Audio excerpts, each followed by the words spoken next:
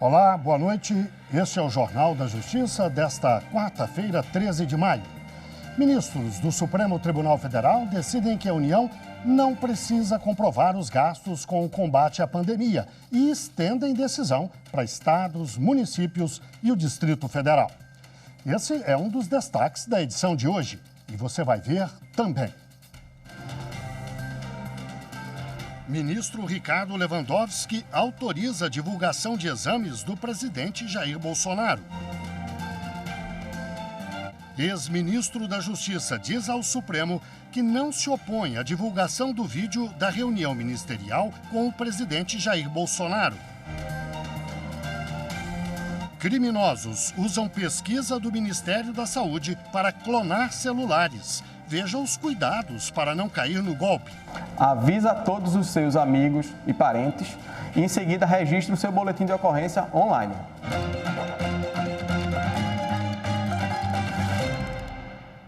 Na sessão plenária desta quarta-feira do Supremo Tribunal Federal, os ministros trataram da flexibilização de pontos da Lei de Responsabilidade Fiscal.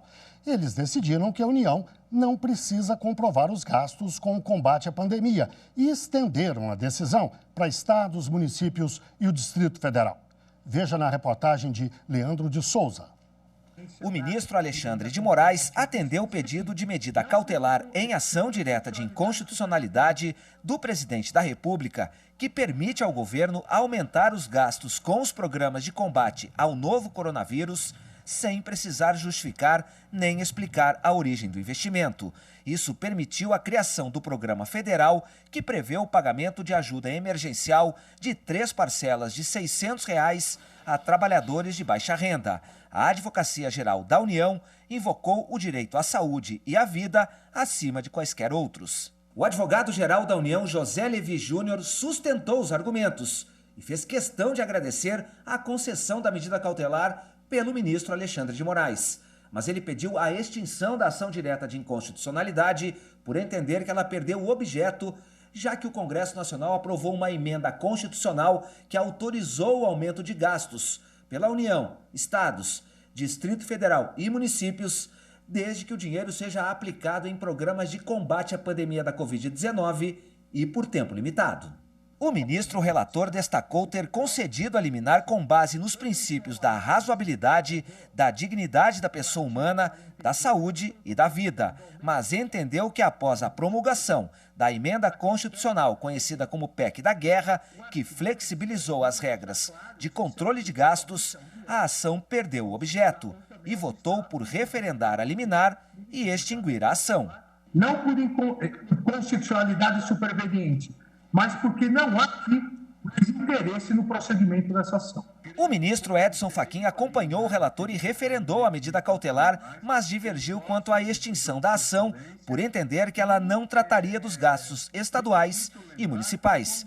Já o ministro Marco Aurélio votou pela extinção da ação direta de inconstitucionalidade, mas divergiu sobre a concessão da medida cautelar. Os votos que se seguiram acompanharam na integralidade o voto do ministro relator Alexandre de Moraes. Com isso, por maioria, os ministros referendaram a liminar que autorizou o governo a elevar os gastos públicos acima dos limites da Lei de Responsabilidade Fiscal durante a pandemia da Covid-19. E também, por maioria, decidiram extinguir a ação direta de inconstitucionalidade por perda de objeto. Vamos entender tudo isso melhor? Para isso, quem também acompanhou a sessão de hoje foi a nossa consultora jurídica, Karina Zucolotto. Boa noite, Karina. Obrigado. Boa noite, Guilherme. Então, você pode explicar melhor o que aconteceu? Os ministros começaram julgando esse caso com base na Lei de Responsabilidade Fiscal e terminaram usando uma emenda constitucional. O que foi que aconteceu?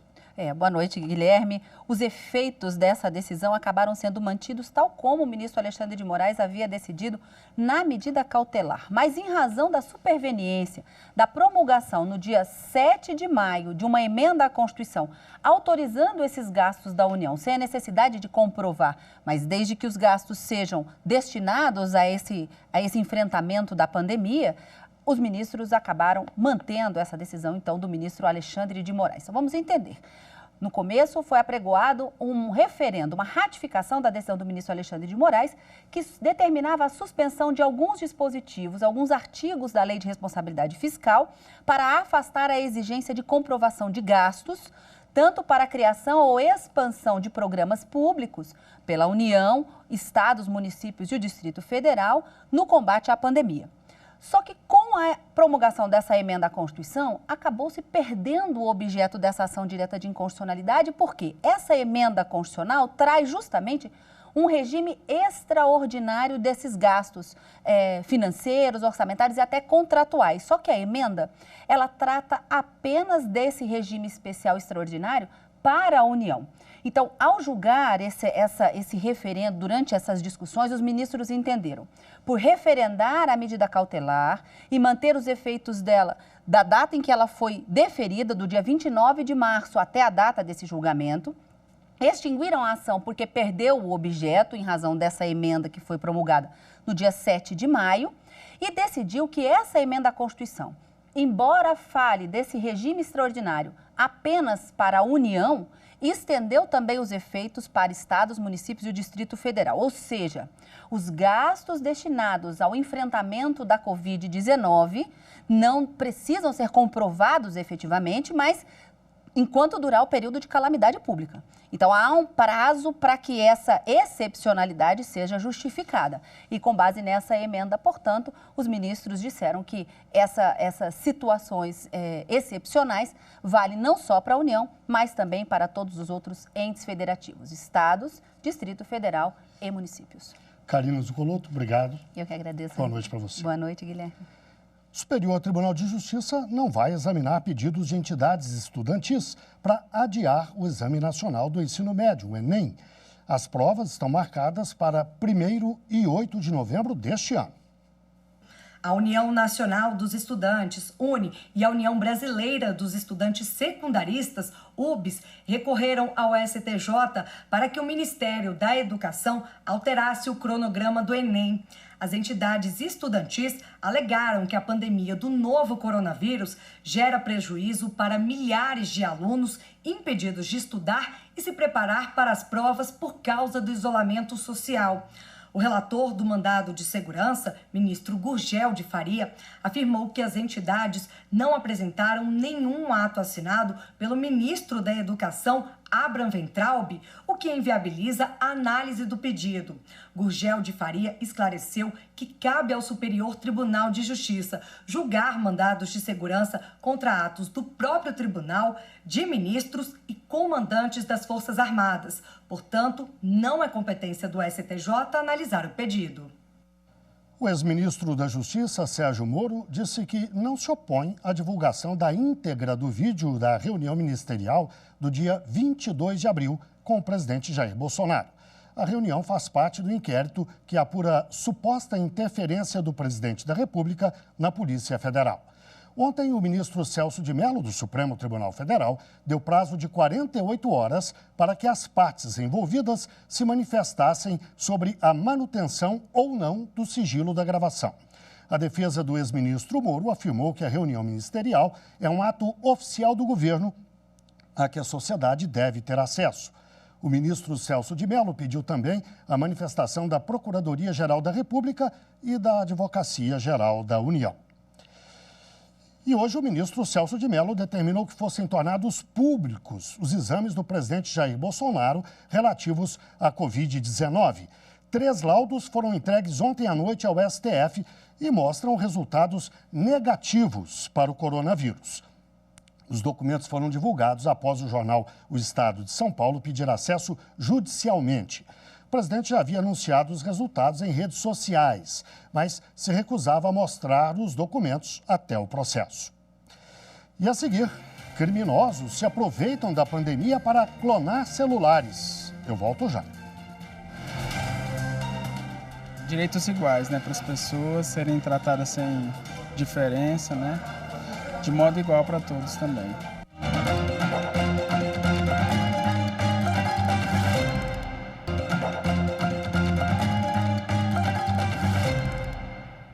O Banco do Brasil vai ter de devolver valores que foram descontados da conta corrente do gerente de uma agência em Florianópolis. Segundo norma coletiva da empresa, os descontos deveriam ser feitos apenas em folha de pagamento. Por isso, o ato foi considerado ilegal pela 7ª turma do Tribunal Superior do Trabalho. De acordo com a reclamação trabalhista ajuizada pelo bancário, os valores foram debitados em 4 meses distintos. Ao procurar o banco, o gerente foi informado que eram referentes a pagamentos feitos a mais pelo banco durante o período em que o empregado esteve em licença previdenciária. O Tribunal Regional do Trabalho da 12ª Região, em Santa Catarina, considerou válidos os descontos. O TRT entendeu que a operação bancária se referia a um acerto financeiro de valores pagos a mais pela empresa e que, se não fosse feita a restituição, isso poderia representar enriquecimento ilícito do empregado. O bancário recorreu da decisão e o caso chegou à 7ª turma do Tribunal Superior do Trabalho. Os ministros observaram que havia norma coletiva determinando desconto em folha de pagamento no mês em que houvesse saldo suficiente. Por unanimidade, a empresa foi condenada a devolver R$10 mil descontados da conta corrente do empregado.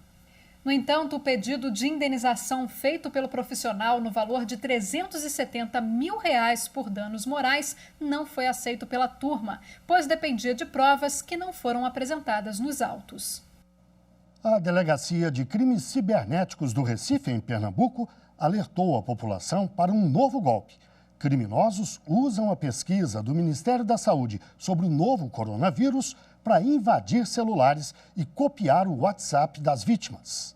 O Ministério da Saúde está fazendo ligações automáticas para prestar informações e monitorar a população por causa da pandemia de coronavírus. Isso permite identificar pessoas com sintomas da doença. Mas no momento desses, criminosos tentam aplicar um golpe. O alerta é do delegado Menezes, da Polícia Civil de Pernambuco. Ele publicou este vídeo numa rede social. O Ministério da Saúde está ligando para as pessoas e fazendo perguntas relativas ao coronavírus. É um sistema automatizado, ou seja, é um robô. Então, se aproveitando disso, o que é que os bandidos fizeram? Gravaram essa ligação e agora eles estão ligando para as pessoas, colocam a gravação para tocar. Então, a pessoa realmente acredita que é alguém do Ministério da Saúde. Só que no final, eles informam que estão enviando um código para a pessoa fornecer aquele código para validar aquele cadastro, aquelas perguntas. Mas só que esse é o código do WhatsApp de instalação. Se você fornecer, seu WhatsApp vai ser clonado, vai parar de funcionar. Aí acontece o golpe que muita gente já ouviu falar. O criminoso manda mensagem para os contatos da vítima, como se fosse ela mesma, e pede dinheiro emprestado, com muito apelo emocional. Para não cair no golpe, ou se cair nele, o delegado dá algumas dicas. O Ministério da Saúde, ele só liga do número 136 ou 0136. Se for um número privado, ou um número de celular, ou qualquer número fixo, com a gravação do Ministério da Saúde, você desliga, ignora a ligação, porque com certeza é algum tipo de golpe. Tenta resgatar o seu WhatsApp através do suporte @WhatsApp. Avisa todos os seus amigos e parentes e, em seguida, registre o seu boletim de ocorrência online. Os criminosos que praticaram esse golpe podem responder por estelionato ou por invasão de dispositivo de informática, que são crimes previstos no Código Penal. A campanha Quarentena Sem Violência do Judiciário Gaúcho continua recebendo o apoio de instituições e órgãos públicos.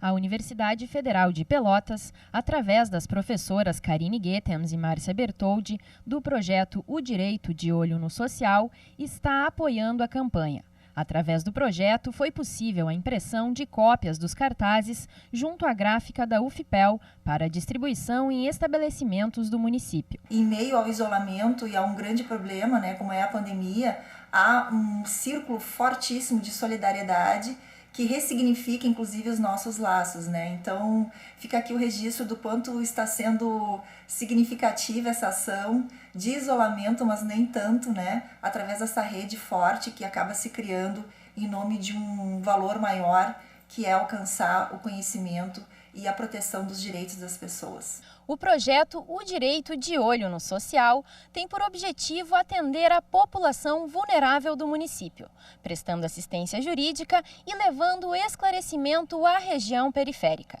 Os cartazes da campanha Quarentena Sem Violência, impressos pela UFPEL, estão sendo distribuídos em estabelecimentos da cidade pela Patrulha Maria da Penha, da Brigada Militar de Pelotas. O tenente-coronel do 4º BPM chama atenção para o aumento do número de denúncias durante o período de isolamento. Fizemos uma pesquisa onde verificamos em 40 dias anterior à pandemia e 40 dias posterior à pandemia, neste período posterior ao qual nós estamos referenciando, nós mais que dobramos os chamados por parte de denunciantes no que tange à violência contra a mulher. Em tempos de pandemia, seguimos atuantes e trabalhando. Seguimos forte nessa parceria para verificar o que melhor podemos fazer por essas mulheres, mesmo nesses tempos difíceis. Estamos em apoio à campanha do Tribunal de Justiça e estamos também criando a nossa campanha municipal de denunciar, de seguir adiante, porque é o primeiro passo para sair do ciclo de violência, é rompendo com o silêncio. E após a confirmação do aumento dos casos de violência doméstica contra a mulher durante o isolamento social e em várias partes do país, um grupo criado pelo Conselho Nacional de Justiça trabalha para priorizar o atendimento às vítimas. O isolamento provocado pelo novo coronavírus intensificou a convivência entre os familiares, situação que pode aumentar as tensões e discussões entre casais, desencadeando várias formas de agressão, seja física, psicológica, sexual, patrimonial ou moral. A violência doméstica se intensifica como um dos efeitos colaterais da quarentena. Uma pesquisa publicada em abril mostra que relatos de terceiros sobre brigas de casais na internet aumentaram 431% desde o início da pandemia. O estudo ainda fez um levantamento de boletins de ocorrência em 6 estados e constatou que somente em um deles houve um aumento no registro de casos de violência doméstica. A situação pode ser um indicativo de que as vítimas confinadas em casa estão tendo dificuldade de denunciar seus agressores. Com o isolamento social, muitas mulheres não conseguem fazer as denúncias, o que leva a um número alto de subnotificações e ciclos de violência que não acabam. Pensando nisso, o Conselho Nacional de Justiça publicou uma portaria, criando um grupo de trabalho com o objetivo de encontrar alternativas para facilitar a comunicação da denúncia e melhorar o amparo à mulher vítima de violência. Há necessidade de que nós tenhamos políticas, tenhamos ações rápidas, céleres, que possam atender a mulher nesse período de confinamento que nos foi imposto. O ministro do Superior Tribunal de Justiça, Rogério Schietti Cruz, é o coordenador do grupo e conta que já existem propostas sendo estudadas. Entre elas, a campanha Sinal Vermelho para a Mulher contra a Violência, uma iniciativa já adotada em outros países. Se ela vier a sofrer um ato de agressão, e tiver a oportunidade de, por exemplo, sair de sua casa para ir a uma farmácia, que sempre há alguma justificativa, né, para esse deslocamento que é permitido, ela irá, com um batom vermelho que toda mulher tem, fazer o sinal de um X na palma da sua mão e, ao se dirigir ao estabelecimento comercial, ela poderá fornecer o seu nome, né, na hora de fazer a compra, algum contato, e ao sinalizar com a mão, e essa marca de X em vermelho, o comerciante já saberá que se trata de um sinal contra a violência, um sinal de socorro, um pedido de socorro dessa mulher. A ideia é ampliar a conscientização dos magistrados, estimular iniciativas e estudar parcerias com a sociedade civil para aumentar o nível de informação e de consciência das mulheres sobre os seus direitos. As propostas devem ser apresentadas já nos próximos meses. Acreditamos que, no máximo, portanto, em 120 dias, nós estejamos já concluindo as propostas de tudo que entendemos ser mais urgente para apresentar à sociedade, apresentar ao Poder Judiciário, em termos de propostas concretas de melhor atendimento à mulher vítima de violência doméstica. No próximo bloco, Justiça do Piauí determina a apreensão de respiradores confiscados pelo Ministério da Saúde. E agora, no intervalo, você vai ver mais um episódio da série Aqui Tem Justiça. Não saia daí, eu volto já. Justiça, para mim, é igualdade de direitos, igualdade de gênero, a possibilidade de entrar no mercado de trabalho e, além disso, de estudar, de ter uma vida digna.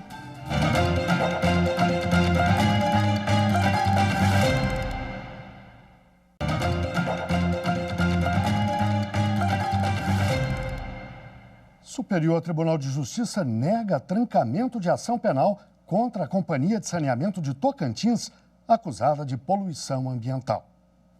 A Companhia de Saneamento do Tocantins é acusada de ser responsável pela poluição ambiental causada pelo lançamento de esgoto no córrego Brejo Comprido, em Palmas.